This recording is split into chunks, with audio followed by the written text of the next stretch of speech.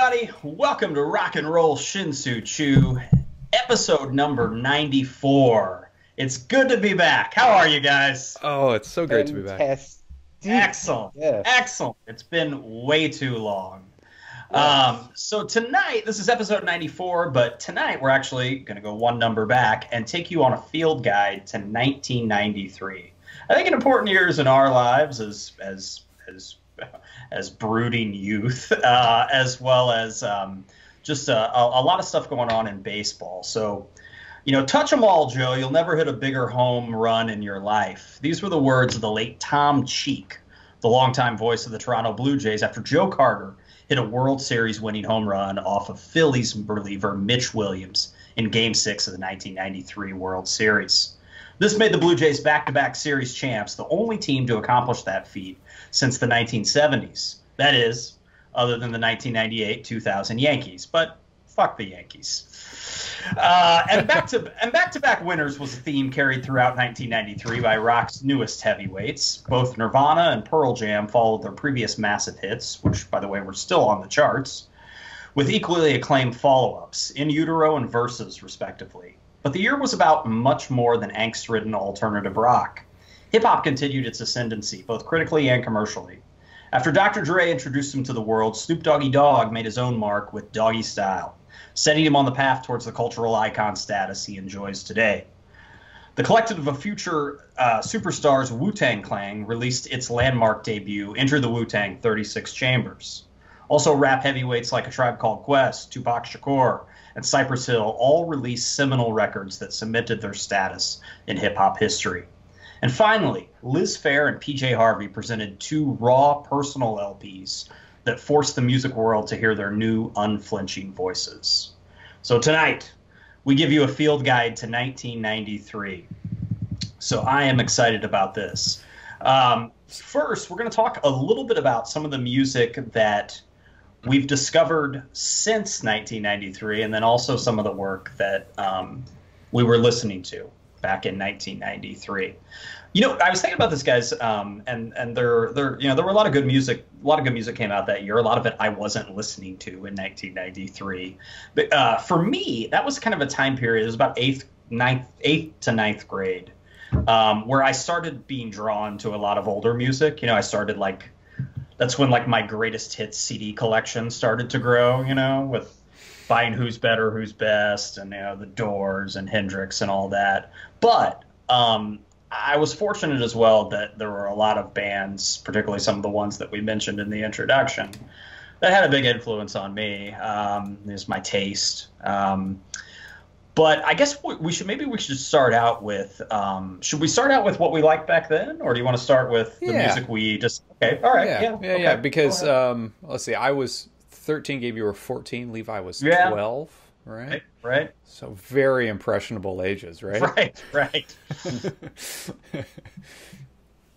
Yeah, for sure. 1993 was the first year I remember being excited for a specific album release. Yeah. And that was Pearl Jam's Versus, which I believe came out October 19th.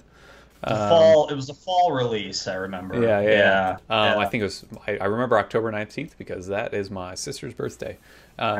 Yeah. So this idea of going to a record store and getting the album as soon as it's released. Granted, I was 13 at the time, so I think somebody probably had to get it for me. Actually, I think my older sister did get it for me and brought it home to me, and just that feeling of a brand new record, and that was new. Do you guys remember the first time you were ready for an album release date? It probably would have been around then. I mean, I think you're right. It would have been close to around then. Yeah. I just, I wasn't. This is around the time I really, really started to get into music. You know what I mean? It's 1993 is kind of when. Aside from a few of the things we'll talk about later, my interest in baseball cards started to wane, and even evaporate, and then my interest in music, really started to pick up. So the money siphoned from one collection to another. Absolutely, this was the time. This was definitely a transitional period in what sort of filled my brain. But yeah, I was excited about Pearl Jam. I had 10 I don't think I got it until 92. I remember it still was in the big cardboard box when I got it. But I don't think I got it in 91 though. I think I got it in 92. And 93 as well was like I had CDs, but I was still acquiring cassettes too. I still had, that's the same with me as well. Yeah. Like I bought CDs, I started buying them, but like I still had cassettes. And I still even had a few cassette singles from that year, singles, if you will. So I'm going to mention two. Pass the baton over to Levi. But the two cassette singles I had that year, and these were phenomenal songs. Paperboy's Ditty, all right, and then also Tony Tones, If I Had No Loot. I had the singles of those, and I listened to the shit out of them. And they're great songs, you know. I mean, if you look at the album chart from that year, or the singles chart, excuse me, you know, hip hop R&B, you know, dominated. I mean, you know, like I think the most popular rock songs of that year, like singles at least, were like Two Princes by the Spin Doctors and Runaway Train by Soul Asylum. Other than that, like it's all R&B and hip hop. Yep. So yeah, you know, singles were still important to me. What would you get those, like $1.99 at Musicland, Sam Goody? Yeah, I used to $1.99 Musicland, Sam Goody. Yeah, right. I think I was still going to the mall to buy music then. Yeah. Oh yeah, for sure. How about you, Levi? Yeah, well, one of the first albums that I can remember, it wasn't to where I had it planned to where I got it the day it came out, but I remember seeing the video on MTV. And it was either, you know, back then it might have been right before the album came out or right after it or whatever. But I saw it and instantly I was like, holy shit, I have to go buy this. It was one of those first times in my life that happened. And it was Lenny Kravitz with Are You Gonna Go My Way? Yeah. Which is a classic video. Oh, yeah. I saw that video, dude. I thought everybody in that band looked so cool. I was 12 years old. I was just like eating it up. Like I could not get enough. I remember like just watching MTV for a few days, trying to see that video as much as I could. And then finally convincing my mom to take me to, I don't remember if it was Best Buy or which of the local stores. But yeah, I bought it and I proceeded to make copies of it for like people and was just like, you have to hear this. Yeah. And it wasn't necessarily my first introduction with Lenny Kravitz because I remember the album he had right before it called Mama Said. Yeah. And he had a song on MTV for that record, the It Ain't Over Till It's Over. There was a video for that I remember seeing once or twice. But it was just like the combination, and part of it is Craig Ross. It was Craig Ross's first record with Lenny Kravitz. Guitarist. And so after that, Craig Ross, guitarist. Thank you, Jonathan. He basically has never not had him on a record since. So really? He's stuck with it. Yeah. Craig Ross has played on basically every Lenny Kravitz record since Are You Gonna Go My Way? Right on. I think the rest of the band, I mean, he's kind of cycled through musicians, but yeah, that's always been his guy. Yeah. Well, and so, you know, the whole album is great. The second single, Believe, is really cool and like, you know, kind of spacey soul. And so, but just Are You Gonna Go My Way is just like still to this day, it's like one of the biggest anthems of the 90s. What a riff, dude. It's a killer riff. It is. On that song. Just the guitar solo. I think that guitar solo, and I've said it before, I think, but yeah, it's in my like top 5 guitar solos of the 90s. It's, and if you've ever seen Lenny Kravitz live, or if you watch some of them on YouTube, Ross does that solo almost kind of note for note most every show I've ever seen. And so I think that's cool. As a guitarist, I think that's cool just for the fact that solo is just so classic. It's like, don't don't mess with it. You know what I mean? It's like don't tweak perfection. Yeah. That video, Levi, I was thinking, those are a really good year period for MTV. You know what I mean? Yeah. Because I mean, like I said, there was a ton of good rap. Even though Pearl Jam stopped making videos with verses, you had all those. They're probably still showing the videos in '93. You can flip on MTV and see like Rage Against the Machine, then followed by like Thorn in My Pride video, or Are You Gonna Go My Way? And then you also had, not on music, but you had The Real World, which was kind of groundbreaking still at the time. It was it's a distant memory, but those were strong days for MTV. And for me, they were still my pretty much cassette days, because I didn't really transition to CDs until about '94. And that is one of the ones that I can kind of remember wanting, like knowing when it was going to come out, and that was Bob Seger's Greatest Hits, back when that dropped in '94, because there had been no Bob Seger Greatest Hits up to. Is that with him in the train track? Yeah. He's got like a redheaded kid on the back. Yeah, I think so. Yeah. Right. I think it's his kid. Yeah. Yeah. Right. Yeah. But this was '93, so I was still rocking the Maxells. Nice. Yeah, admittedly, I had the singles go. I had the REM's "Man on the Moon" single. Yeah. Cassette or CD single? Actually, it was the CD. Yeah. Admittedly, fancy. Yeah. All right. Yeah. I was too good for those. Now you're going to tell me Rockefeller, the cooler 3. It was the little 3-inch single too, right? Yeah. No, it was full size, I think. Yeah. Like I was full on too cool for school. I had the 3-incher. Yeah. Gabe, you're right. That year at the MTV Video Awards, Jeremy won big. Of course, that had been out for a while, since '92. Peter Gabriel's Digging in the Dirt. Aerosmith's Living on the Edge, 9 Inch Nails. 4 Non Blondes, What's Up? Right. Yeah.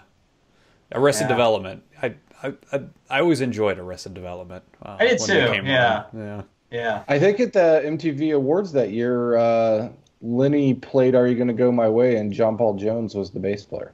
I think I remember that. Oh. Yeah. All right. That's awesome. Yeah, the '92 and '93 MTV Music Awards were as good as it got.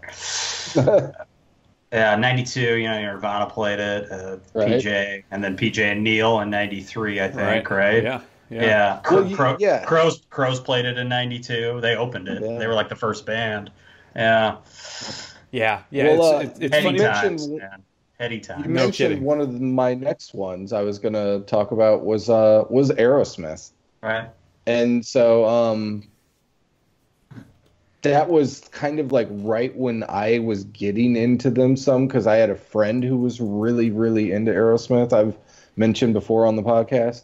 And that was the year Get a Grip came out, was '93. And so it's weird to say that it's the biggest selling Aerosmith album out of all their studio albums, just because I'm more of an old school Aerosmith fan, but MTV played a big part in that. And the businessman in me is like, they're flipping geniuses, because like, you know what I mean? How many bands that were getting played in the mid '70s were getting played in the mid '90s? You know what I mean?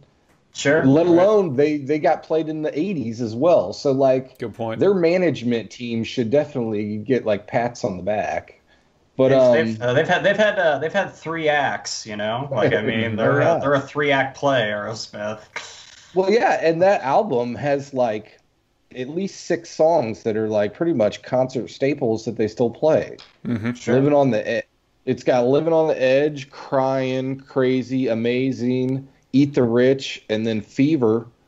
And "Fever" ended up being later covered by Garth Brooks. Did you guys ever hear that? No, Garth Brooks released it as a single back in it was sometime in the '90s after that.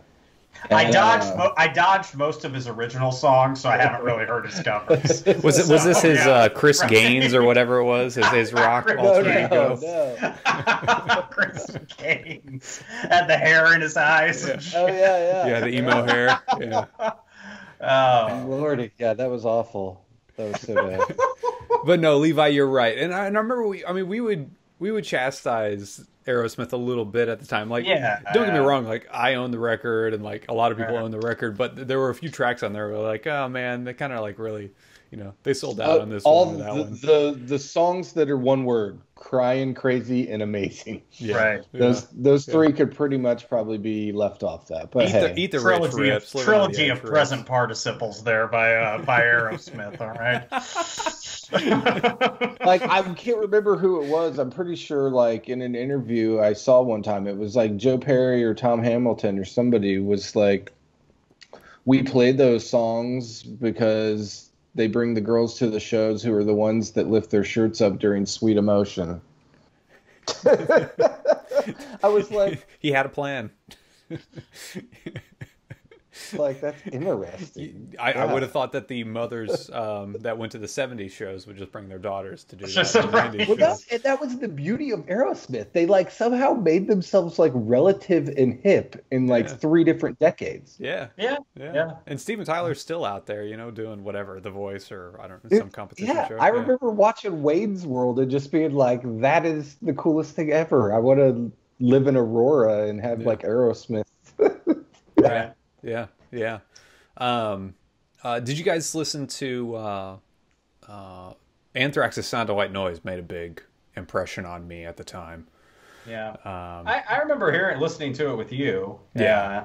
No, I never heard that one. Listening to that record now is weird for me because I associate it's a non-Anthrax Anthrax.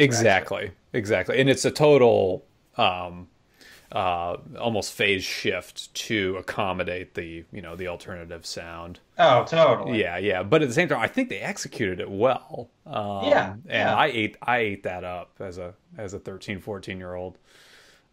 There's plenty of songs on there that I thoroughly enjoy, and I still listen to it a couple times a year. Yeah. Cool. Yeah. Yeah, no, it's an admirable effort, like you mentioned. I like it. It's just I associate Joey Belladonna with him so much that it's like it's hard. It's weird to hear it now. Yep. Sometimes, yeah. Yep. Because John Bush is like such a different singer, you know. Yeah. But well, what about, let's move on, guys, to like albums that you discovered maybe in researching this episode, or maybe even in recent years that you weren't listening to in '93. It was it was funny when I started to listen to it. I started to listen to a bunch of records that I had never listened to, and I realized how much of it really sounds the same from that year. Production values are similar. Oh man, it was so annoying how similar the production values were from record to record, and I was struggling there for a while, realizing that, man, whenever we do a field guide to a 1980s, it's so much more interesting. Like, there's so much more interesting music. So it took me a while to kind of find a few things. Yeah. In the like since college and everything, Driving and Crying and Fire Hose and Crackers, Kerosene Hat and Grantley Buffalo, Uncle Tupelo, Lemonheads, they all released records in '93 that are really pretty good. Oh, is it It's a Shame About Ray is '93? Come On, Feel the Lemonheads is. Oh, okay. Come On, Feel the Lemonheads. Yeah, is '93. Okay. Yeah. I'm sorry. Come On, Feel the. Sorry. Yeah. And so it was that, listening back to Crackers, Kerosene Hat. That album is nonstop. Yeah. Yeah. Oh yeah. Yeah, that's a great record. And I didn't know it at the time beyond the single. You know what I mean? Beyond Low. Right. So that was one I got into later as well. And Uncle Tupelo even late, a little bit later, and I didn't really even. I heard Wilco before I heard Uncle Tupelo. It's just kind of how it rolled. The album a couple that I discovered later, one of them in researching this episode, and another that just I didn't listen to then, but I since now appreciate. The latter being, I really like Bjork's debut from that year. Even though it's not her debut, it's actually her second LP, but I think it's the first one after she left the Sugar Cubes. yeah, it sort of marks her arrival, though, as I mean, it's quite quaint compared to later Bjork work. It's a little bit of a tamer effort than some of her later work, but I've always respected what she's done. I find her fascinating. Like if I had to make out like a top 5 celebrities to meet, like she'd be on it. Like what? Like how's a conversation with her work? Right. You know what I mean? Like right. Like I mean, just like you imagine like Bjork, just like like going in and like like buying a Sprite or something. You know what I mean? Like you guys are like sitting down at a diner having like a ham steak breakfast. Right. I think she probably just like grabs pieces of air and they turn into like little cotton candy things that she puts in her mouth. I don't know. I don't know how like like her digestive system works. I don't really know.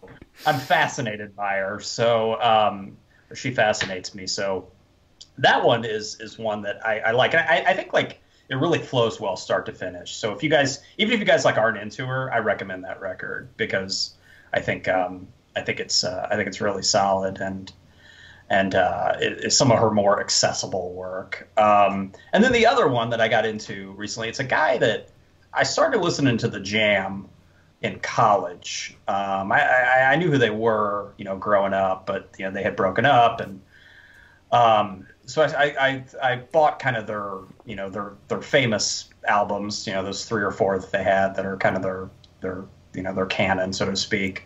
But then the Jam's, principal singer-songwriter Paul Weller released an album in '93 called Wildwood that I really like a lot, and I just got into it. Like I said, I've been listening to the Jam for a long time, but just started to get into Weller's solo stuff a little bit more. And he's still huge overseas. I don't know if you guys know that. Like he plays like Wembley and stuff. Mm-hmm. Like it's pretty crazy. They come over here, and most people are like, "Who's Paul Weller?" Or they might know the Jam, but they don't know his name. They might know the Jam, yeah. Yeah, they might. But yeah, Wildwood is really interesting. It shows his versatility. Like I don't think I like every song on it. Like he lands every punch. It's got moments that kind of sound adult contemporary, sort of. But I think it shows his range, like from a guy that was, doing the Jam, a punk band, granted a punk band that I think had a little more layers than a lot of punk bands did, to doing something like Wildwood, where it's genre-wise, it's kind of all over the map. There's kind of electronic flourishes in it, and so yeah, it really grabbed my ears when I was researching this episode, and I think it's one of the most interesting albums of 1993. Yeah, I agree. I just listened to it yesterday. I enjoyed it. Yeah, you had put it on your list, so I was going to note that it was one of the ones that I enjoyed as well. Yeah, he's good guitar work on it too. I don't know if he's playing it or not, but parts of it reminded me of kind of like a punkish background. Yeah, young Neil Young. Sure. There are parts of it that like I was getting that vibe off of. Yeah, absolutely. Yeah. On a related note, did you guys have a chance to listen to Carter the Unstoppable Sex Machine? I did not. I'm sorry. I did. That was I had that on while the wife was in the same room. My wife, she did not approve. She was like, "What is this?" Yeah, it's kind of punk, kind of electronic, kind of political. It's unique. Yeah. He's got a whole song called Lenny and Terrence, where he like hates on Terrence Trent D'Arby and Lenny Kravitz. It's an interesting listen. I enjoy it. I didn't get to that one. I'm sorry. I guess I listened to some of these while I'm at work, and I guess maybe it wouldn't have gone over well at work. I don't know. It's not like lewd necessarily. The name is the most lewd part of it. Okay. Yeah. So, cool. Well, I am going to spin it though, but. Cool. I Go ahead, go next. Please. I'm gonna mention 3, but I'll just speak a little shorter on them. One of the ones I discovered this album, it's from '93, but I probably discovered it about 10 years ago when I was working at Recycled Records. A copy of it came in on CD one day, and they were going to throw it away. Like, it was in a pile of CDs we didn't want. And so it was like in the stuff that was going to Goodwill. So I was like, I'll take it. It was Billy Joel's River of Dreams. Oh. And so, yeah, again, another artist who somehow managed to get himself like on the charts and have hits like 20 plus years later. He spans, like, his success spans about, like, chart success spans over 3 decades, you know? Yeah. I mean, yeah. And so, yeah, the album is good, you know? And as I've gotten older, I appreciate it more. It's a good listen now that I'm in middle age. Right. And so, yeah, dude. And so, yeah, and getting ready for it, like, I was playing it, and, like, you know, the wife's all dancing in the middle of the night. Like, yeah, she was digging it. Right. It put good vibes throughout the household. I can see how that'd be an album you'd appreciate as you get older, you know? And right. It's crazy that it was his last studio record as a performing artist. He's released live records since then, and he's released stuff as a composer. But it's his last records. Wow. It's his last studio record as like a rock performing artist. God, guys have put out a record like of original material, well, non sort of pop music. Yeah. 25 years. Yeah. Wow. Yeah. Crazy. Huh.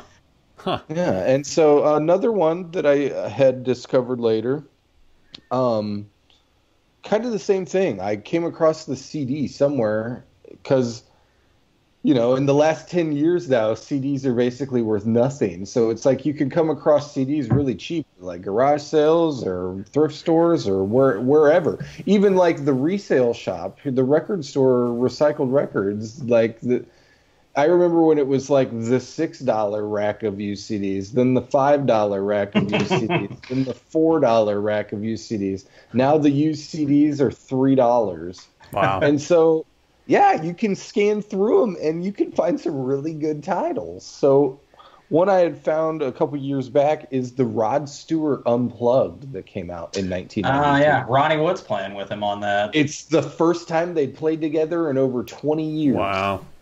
And it's excellent. Like, it's not like Rod Stewart doing like All Forever Young and like the American Songbook. It's like the material is fucking the material is choice on it. Right. And, you can see some of the clips on YouTube, and you can just tell they're having a really good time, and like they were like kind of happy to see each other and play again after 20 years.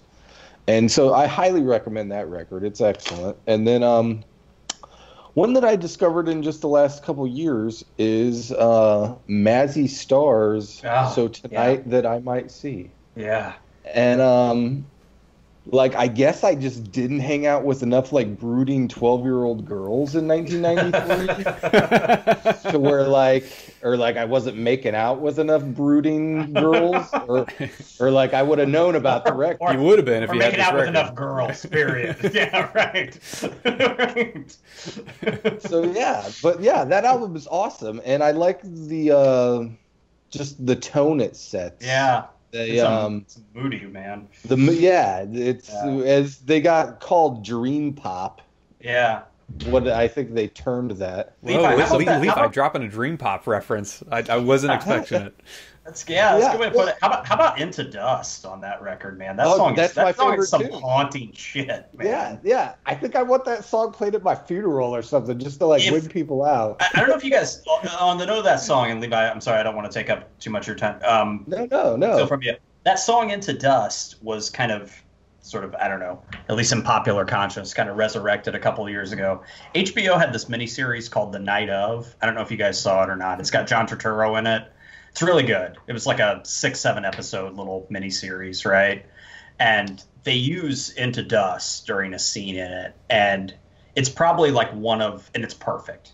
You know what I mean? It's just the tone. It's just you can go on YouTube and probably just watch that scene. I'm imagining. Just type in Night Of Into Dust, and it'll come up somewhere. And just check it, Levi. Since I know you're digging on that record, check it out, man. It's just like. Oh, yeah. They just use it perfectly in the scene. It's pretty awesome. Right. Anyway. Yeah. Yes, if we're playing Scrabble, I guess, if you don't want to use Dream Pop, we could also call it Neo Psych. Sure. Yeah. There we go. I can take that. I can take that. They're both apt. Yeah. I do have a few more labels to throw at you. If Levi, are you finished with yours? Yeah, that was it. Okay, yeah. So, kind of neo psych, indie psych. The Verves, A Storm in Heaven. Their debut album came out in '93, which is I just learned about a couple weeks ago, and I've spun it about half a dozen times since. Really enjoyed. Amazing. Yeah. It's one of the other. It was the other one that I was going to note that. Yeah, that record is great, and I had never ever heard it. Yeah, I haven't listened to a ton of The Verve, but apparently this record is unique in their collection, in that not all of The Verve sounds like this. So looking forward to checking out the rest of the Saint Etienne. So Tough is the name of the record that I think is their debut record. It's kind of a dance pop deal. Suede's, or the London Suede as they're known over here, they're self-titled, kind of glam and Britpop album came out. And then a band I discovered called Tender Sticks. They're new to me, kind of a somber orchestral pop that put a bridge in there for me for the National to understand kind of where the National's coming from. Although I don't know if the National's ever necessarily talked about them as being a huge influence, but vocally and production wise, it seems pretty similar.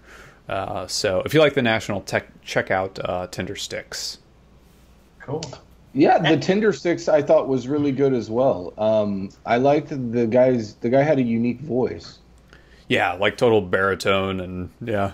Yeah. I dug it. Yeah. And I had the wife in the same room while I was spinning a lot of this stuff, and that was one that she approved of as well. Good. I'm glad I washed the taste of Carter the Unstoppable Sex Machine out of the ears. And then, so how do you say the other one? Is it Saint Etienne? Saint Etienne. I went on YouTube last night to figure out how to pronounce. Watch the pronunciation videos. Yeah. Saint Etienne. Yeah, I spun the Verve, and then that one, and then that Tender Sticks, and so I'm not sure where Tender Sticks are. Where are they from?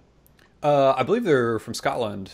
I believe. Okay, so my wife is like, man, I really wish I think I could have lived in Europe in the 90s and just listened to this music. Actually, all of that stuff is from England. Manchester in 92. Oh my god. Sign me up, man. Dude, yeah. I was learning some predecessors of the Manchester genre. In some of this, and it's like, oh, these are such great paths to just get totally lost in. There's so much there to discover. I'm kind of excited to do that. Right. Yeah. I mentioned them in the introduction and finally, and then we'll transition. But Liz Phair's Exile in Guyville came out in '93. Her debut, and it's one of those albums. We were talking about this earlier, or mentioned. It's I like it a lot. I think I like it, I should say. I recognize its importance and I respect it. I don't necessarily listen to it all the time, but I think it's an important work and one that kind of sort of marked her arrival as a strong force on the scene, and I think kind of a needed voice. Definitely. Well, honestly, she was like a perfect combination of Madonna and Sheryl Crow. Yeah, that's a good way to put it. She had the in your faceness of Madonna mixed with the guitar pop vibe of Sheryl Crow kind of. Yeah, absolutely. And it was like a perfect mix. Cheryl had her biggest record that year also. And That Music Club was '93. And Liz Phair, smart, kind of clever lyrics, So I like that. And then also somebody that I'm a lot of my friends like her. I used to, one of Steph's friends is actually in a PJ Harvey cover band called 50 Queenie. PJ Harvey was something that, I'd always heard her name and I knew she was well respected, and things like that. And I like her later work a little bit better, like the one from 2000. Let England Shake. Yeah.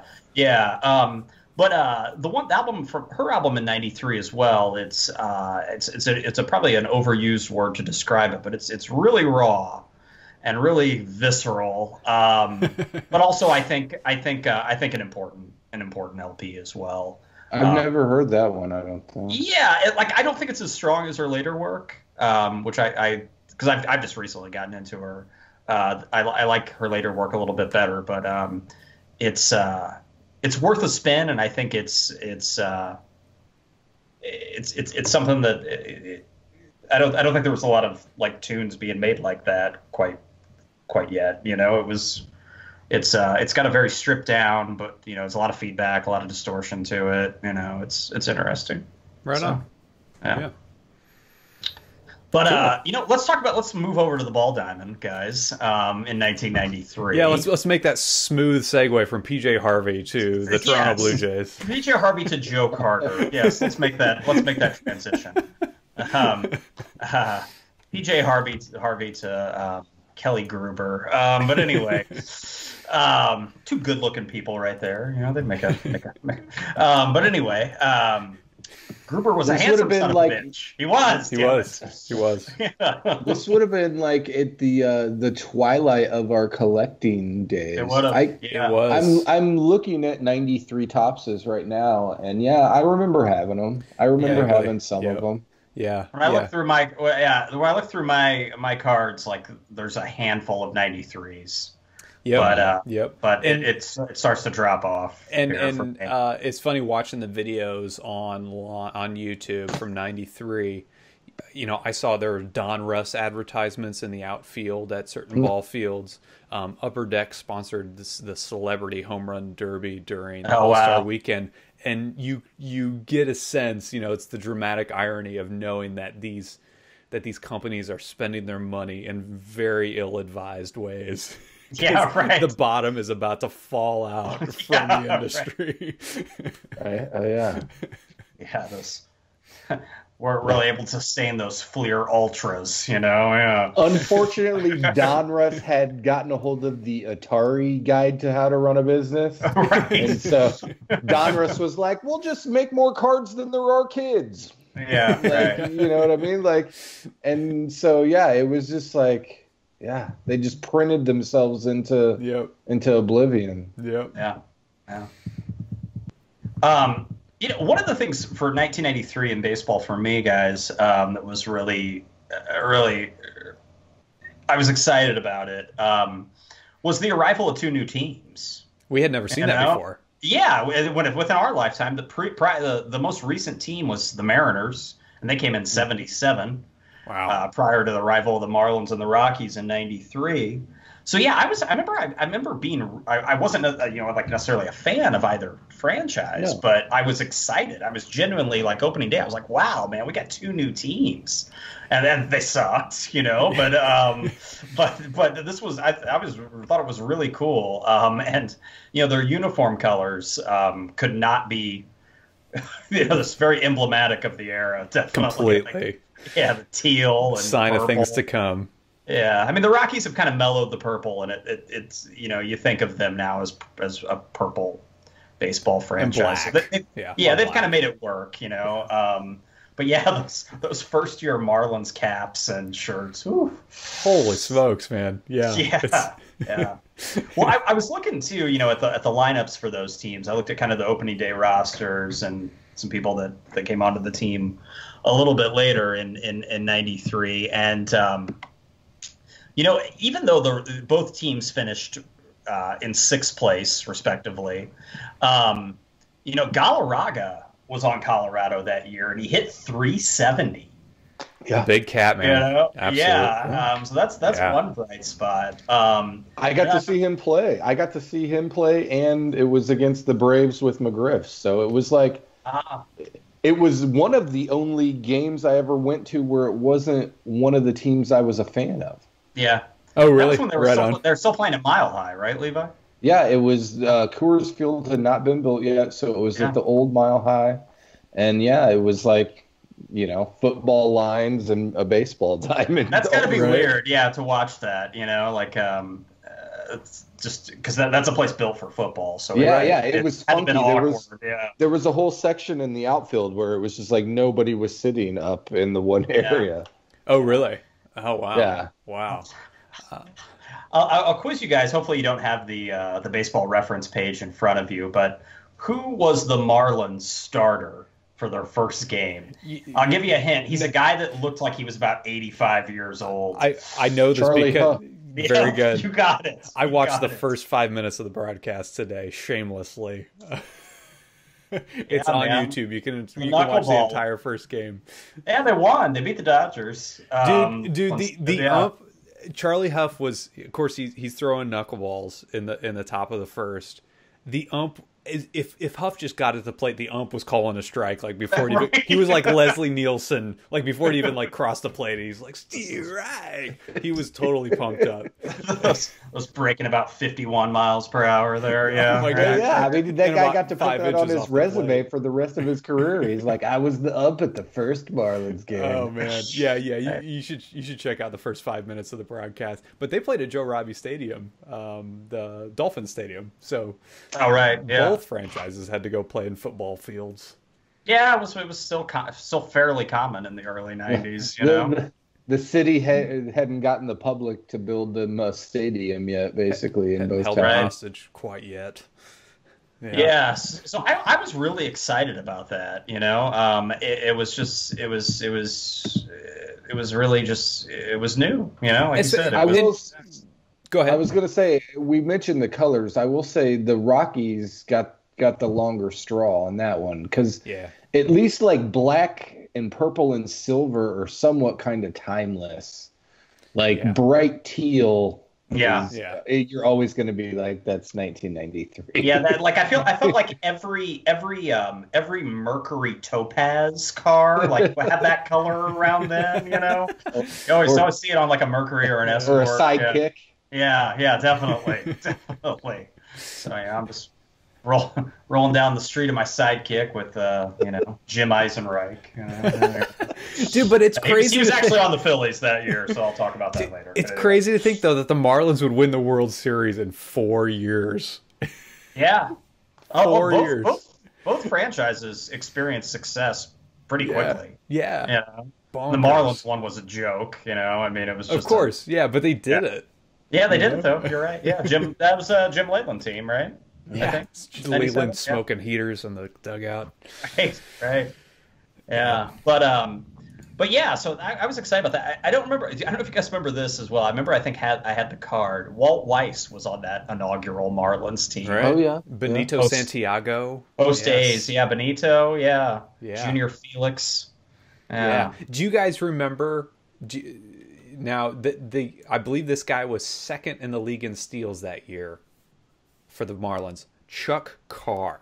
Chucky Carr. Yep. Really, Chuck Carr, you remember Chuck Carr? I remember. Well, because I have the starting lineup. I got it. You had the Chuck Carr starting lineup. Holy shit. I didn't buy it in '93. I bought it like 6 months ago. Wow. Yeah, it's in my office. Yeah. Yeah, Chuck Carr. He had a lot of stolen bases. Yeah. Last night I just exclaimed in the middle of pure silence and watching the baseball game, "Who the fuck is Chuck Carr?" As I'm doing research. Wow. Enough to get a starting lineup, man. Okay, what other? Unless you guys, hope you guys don't have the lineups up. Who for the Rockies that year? This I think was his last season in pro ball. I think. What veteran two-time MVP played for the Rockies? He didn't do much. He hit under 200. You got Dale Murphy. Yep. Yes. Yes. I don't remember that. Yeah. Speaking of which, that would be a sweet jersey, a Dale Murphy. That would be Rockies jersey. That would be a cool Rockies jersey. Would be. Yeah. Wouldn't it though? Cool. Yeah. Yep. Absolutely. He retired later that summer, just like a couple homers shy of 400. Yeah. Two-time MVP, man. Yeah. Right on. Fringe Hall of Famer. Won't make it though. Yeah, absolutely. Yeah. But yeah, so that's kind of the first story. I guess I'll hand it off to you guys now. But that one really stood out to me. I was just so excited about two new teams. I'll do a quick rundown of the Cubs. It sucked. 1993 was an awful year to be a Cubs fan. We had just lost Maddox over the summer to the Braves, so that was like the first dagger in my chest. We lost Dawson to the Boston, so that was like another dagger to me as a 12-year-old. And Hawk later played for the Marlins, right? Correct. Yes. Yeah, he was in between Cubs and Marlins. He had 2 years in Boston. All right. And so then on top of it in the World Series, an ex-Cub, Joe Carter, hits a home run and becomes the hero. So it was a very bad year to be a Cubs fan. We finished in the middle of the pack. It was back when there were 7 teams in the National League East. Yeah, it was the last year of that. Yeah, last full season, right? Because they had it in 94, and then the strike. Right. And then 95, they switched to the sort of the current format. Yeah. Sorry, Levi. Yeah, that was. I remember. It's hard to remember that the Red Sox had Andre Dawson. That is a strange. It's not like he hit a million home runs for you guys, but it was just as a kid.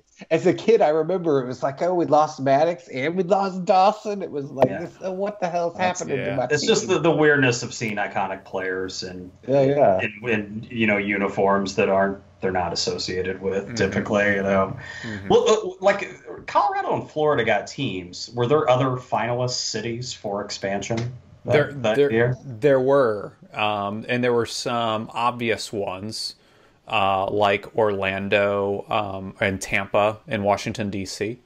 Okay. But there was, and even Phoenix, ironically, didn't even get to the final round. And this was in like 1990 when they decided this. Right. But can you guess a city that I've never associated with Major League Baseball that was a finalist to get an expansion team that would have opened in 1993? Boise. No. I'll say Little Rock. Buffalo. Buffalo. Wow. Those have been some cold April games, man. Oh right? my God. Seriously.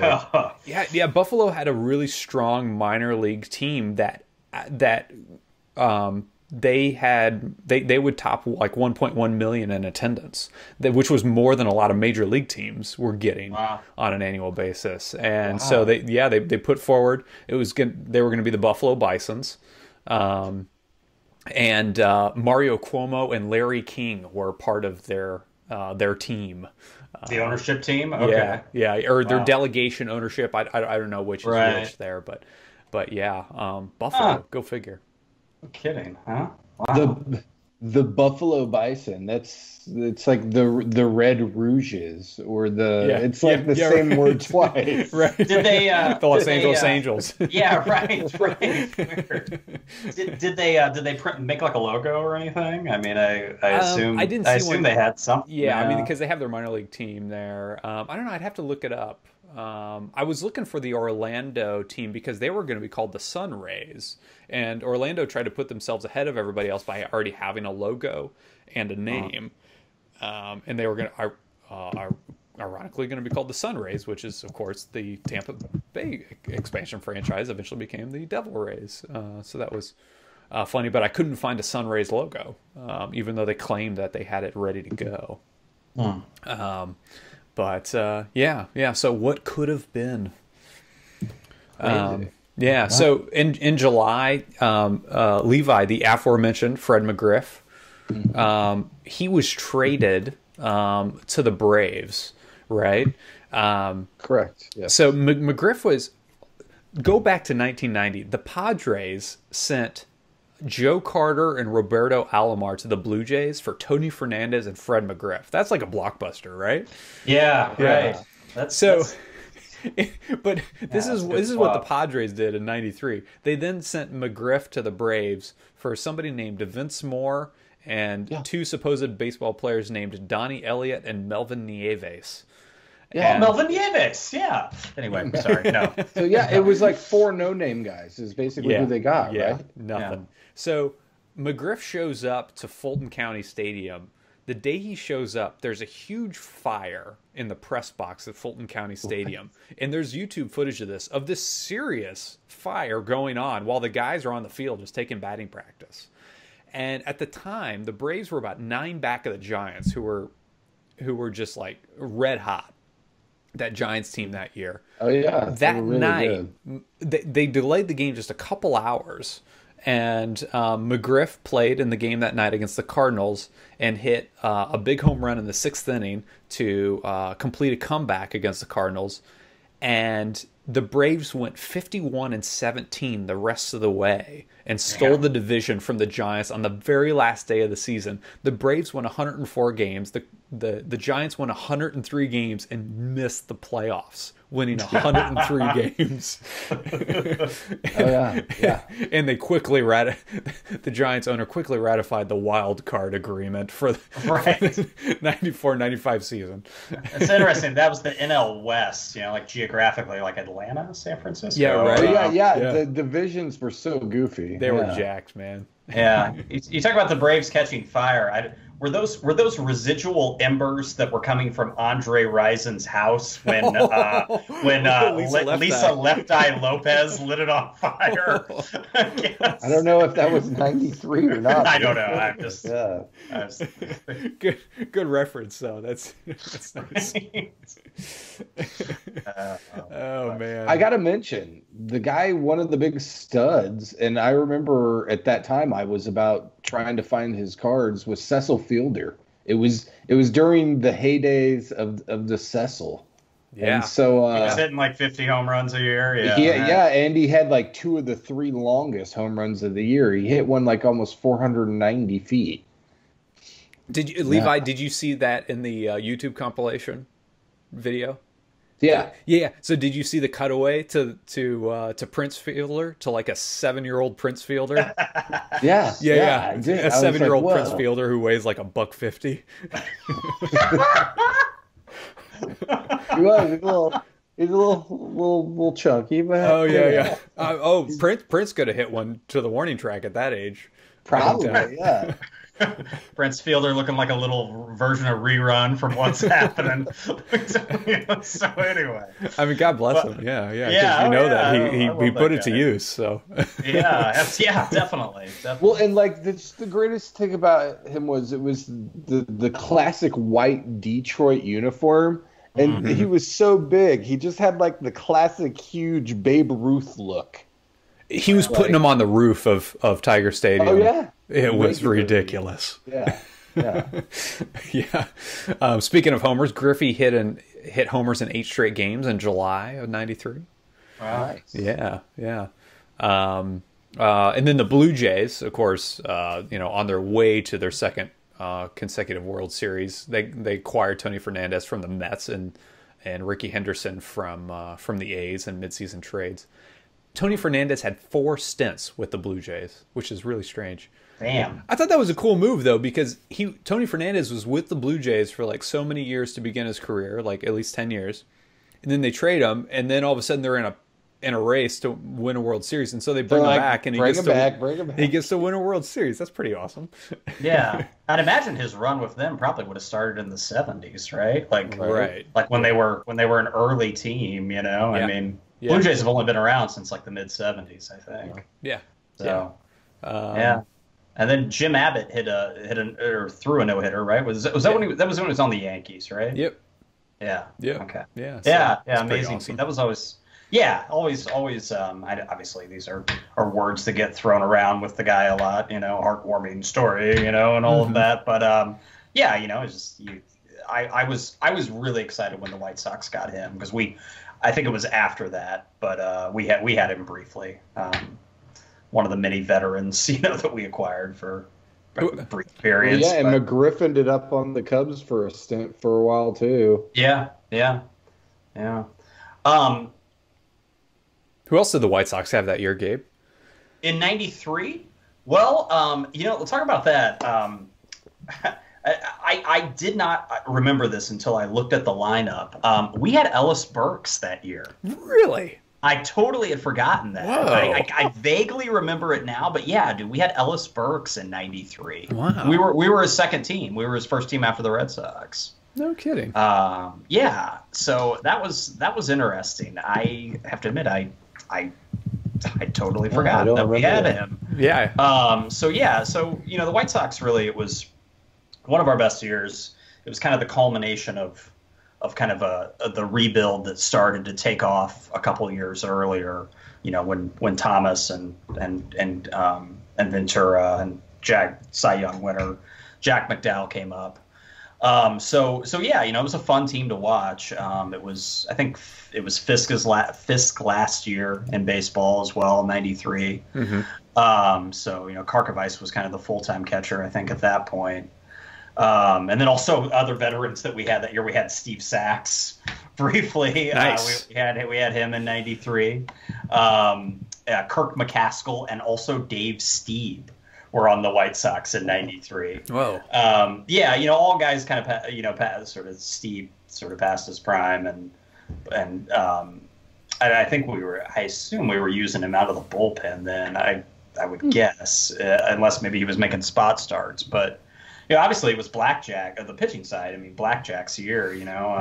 He won't go down as one of the most famous Cy Young winners. You know, it's kind of a Bob Welch type situation. But yeah, you know, he was 22-10 that year.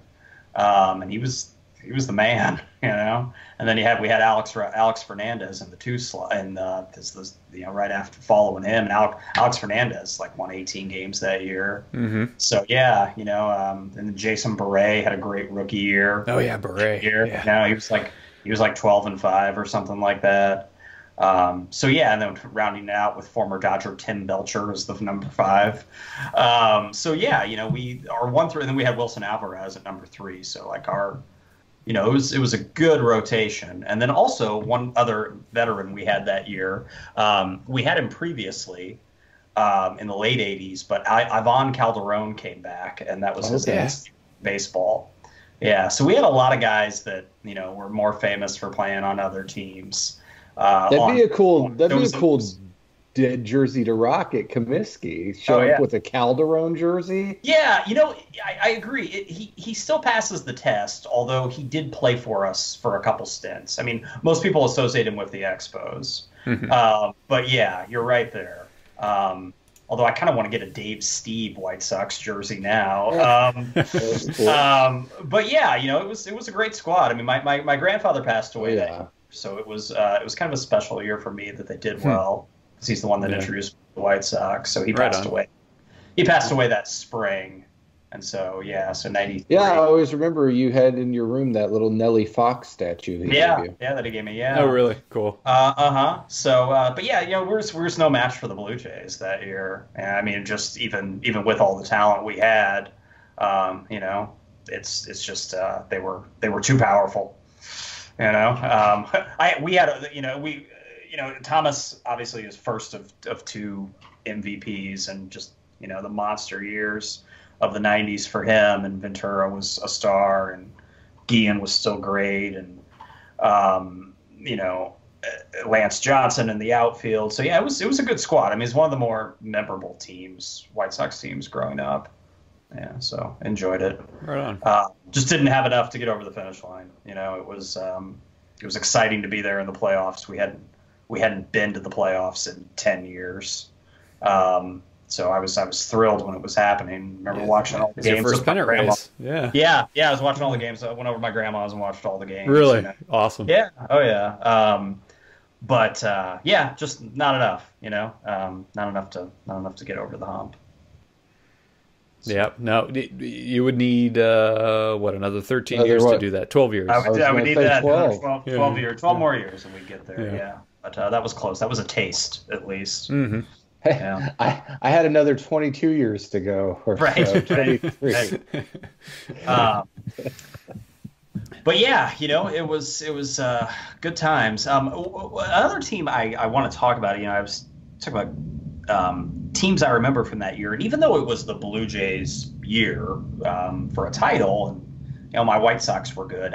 When you mentioned 1993 in baseball, I think of the other team that played in the World Series. I think of the Phillies. Has there ever been within our lifetime a larger collection of assholes on one team? Right? I mean, seriously, you've got Kurt Schilling, who's basically John Rocker light. You've got Darren, rest in peace, but this doesn't, Darren DUI Dalton, he's basically like basically like the Vince Neil of Major League Baseball in terms of getting behind the wheel when he shouldn't. You've got Mitch Williams, right? Who, wild thing, ejected from Little League games for cursing at umpires, right? And then you've got, in case you haven't heard anybody out there, it's been a rough few years for Lenny Dykstra, all right? So, you're looking at the number of DUIs between all of those guys, maybe Schilling withstanding, that's like the number of pennants the Yankees have won. Yeah. So it's just a bunch of jerks on that team, a bunch of mulleted, Oakley sunglass wearing assholes is what that team was. That team and Mariano, or what's his name, the Mariano Duncan, they had him too, right? So yeah, Dan Eisenreich too. John Kruk. Yeah, Kruk. Yeah, Kruk made the transition. Yeah. Kruk as well. I forgot about, but the whole Kenny Powers character is like a mashup of that whole team. The hair, Kenny Powers would have been on the '93 Blue Jays or '93 Phillies. So I noticed I was watching Pete Incaviglia, right? He was Inky was there. Yeah. So that is the Kenny Powers hair. Is Pete Incaviglia? I realized today on YouTube. Yeah. I obviously off the field, not the greatest guys in the world, but it's hard to argue with the on the field results for the Phillies that year. I was looking at some numbers, man. Kruk had a .430 on base percentage that year. Yeah, he was a machine. And listen to this too, man. The starters that year, so a lot of those guys I just mentioned, 379 on base percentage for the starters average. Wow, that's pretty good, dude. 379 for your everyday guys on base percentage. That's three guys with OBPs over 400. Mm-hmm. And then as a team, factor in everybody else, 351 as the whole team. That's higher than any team in current baseball over the last 5 years. Sure. Yeah. Machines, dude. On-base machines that year. And Dykstra was right up there. He was I think 420 OBP. I think Dalton or somebody, one of them had over 400 OBP. They were, those guys, like I said, were a bunch of jerks, but grinders, man. Just a ragtag bunch, they think of pine played tar hard. when I think of the Phillies. My fingers get sticky from a pine tar when I think of them. Absolutely. Yeah. So they stand out to me, and I, every time I go to my in-laws, and my wife, for those of you, I think I mentioned this before, grew up in the Philadelphia suburbs. So she grew up, Phillies fan. She actually went to, I think, 2 of those World Series games in '93. Right on. Yeah. And their basement is basically a shrine to that team. Yeah. It's always interesting going. I think of that team, but I always think of satin jackets. It seemed like there was lots of satin jackets with the '93 Phillies. Jackets. Yeah, you're right. Yeah, they were a jacketed team. Yeah, you had Terry Mulholland on that team as well. Bobby Thigpen from the White Sox was traded to that year. Eisenreich. They also had I this is a name that escaped me. I looked at the other, their starting batters and pitchers, and I recognized all the names, but one name I don't recall, but he almost won Rookie of the Year that year. Kevin Stocker. You guys remember that name? I don't know. Stocker? Yeah, he played in about 70 games for him that year and finished 6th Rookie of the Year. Dude, he hit 324 that year. They gave him a starting lineup. He was, I don't know, but I think he played in the series. I think he was their shortstop in the series. Really? Then they had Mickey Morandini over at second base, a good athletic second baseman. He was always leaping in the air, He was on the Cubs for a while too. Yeah. Mediocre hitter, just kind of like your typical second baseman type hitter. Yeah. But athletic, fun to watch field, definitely. So I think of that team, bunch of jerks. But definitely really team I wouldn't want to face. That's for sure. Yeah, right. Although, unless you're the Blue Jays, right? Unless you're and I'll go ahead and segue into that. Yeah. If you're finished there. Yep. But so the Blue Jays were the first team of the century to have the top 3 hitters in the league, in John Olerud, Paul Molitor, and Roberto Alomar. No kidding. John Olerud was batting like 390 as late as the last week of August. 390. Yeah, he was batting 392, and he ended up batting 363. And Paul Molitor, his age 36 and 37 seasons with those back-to-back Blue Jays champs they were some of the best of his career at 36 and 37. Yeah, I remember Molitor on those teams. Yeah, so yeah, I mean he was a huge part of that. I have to say this because you mentioned him. Paul Molitor and Jim Eisenreich, who would have played each other in the World Series that year, look a lot alike. Yeah. Like, look at their facial. They're like, I was watching some old Phillies footage and I thought it was Molitor. I'm like, wait a minute, Molitor played on the Phillies? But no, it was Jim Eisenreich. Anyway, just juxtapose the two side by side. They look alike. Anyway, go ahead. Other interesting facts about that Blue Jays team: a 21-year-old Carlos Delgado was on the roster at one point that year. No kidding. He was not, I don't believe, a part of the postseason roster. He was just he was called up for a cup of coffee. Yeah. So if you want to feel old or young, I don't know. Right. And also, that starting lineup: Pat Borders, Tony Fernandez, as we mentioned, Ed Sprague, Ricky Henderson, Devon White. They still had Gruber, right? I mean, yeah. Gruber he may have been shipped out by that point. I know. Really? He may be gone because Ed Sprague played third base. So was Gruber might have been on the 92 team, but not the 93 team, maybe? Have to look that up. Does that Sure, I'm on it. Pat Hinken, you on it? Okay, cool. Also on that team on the bench was Springfield, Illinois' own Dick Schofield. Got a ring that year. Nice. Yeah, because he was on the team. I don't know if he was on the postseason roster, but he was 30 years old that year. He only had about 100 at bats, but he got a ring. Nice. So Gruber won a World Series in '92 with the Blue Jays. Yeah. And was involved in one of the most controversial plays in World Series history. In the fourth inning of Game 3, he appeared to make a diving tag on Deion Sanders' foot to record the third out of a triple play, which would have only been the second such play in a World Series. However, the second base umpire ruled Sanders safe. Gruber tore his rotator cuff on the play. However, he then hit a key game-tying home run in the 8th inning, and the Jays won the game in walk-off fashion, later taking the series in 6. Wow. Crazy. Wow. Damn. So he was then traded in the offseason in '92 for Luis Sojo of the California Angels. Yeah. I remember Luis Sojo. Yeah. Yeah, although he only had about 50 at-bats for that team. Yeah. For that Blue Jays team. Yeah, I have no recollection of Gruber on the Angels. No, none. Oh. I only think of the Blue Jays. Yeah. So can you guys name, we've mentioned some of them, name the 4 Hall of Famers on the Blue Jays roster that year? Eventual Hall of Famers. Molitor is one. Henderson's 2. Henderson. Dave Stewart? No. He was on the team, but not a Hall of Famer.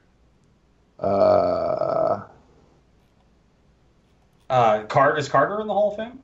No. Nope. No. Tony Fernandez in the Hall of Fame? No. Damn. Second baseman, and a starting pitcher. Robbie Alomar. Robbie Alomar, and a starting pitcher who just got in. Mainly because of his postseason heroics. I know who it is. Jack Morris. There you go. Yeah, Jack. Yeah. Yep. Jack Morris, Ricky Henderson, Paul Molitor, and Roberto Alomar, all on that team.